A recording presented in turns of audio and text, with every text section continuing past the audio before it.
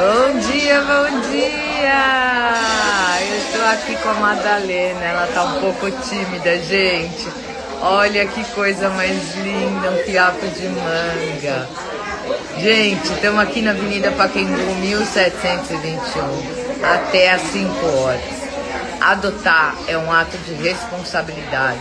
A brincadeira de um filhote é morder, é brincar.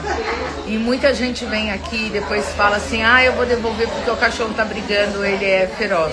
Não, gente, ele não é feroz. A brincadeira de um filhote, o dentinho tá crescendo, ele vai morder.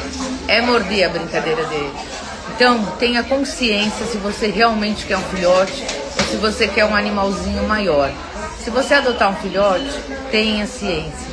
Ele vai morder para brincar. Compre bastante brinquedo, compre bastante, dê bastante cenourinha,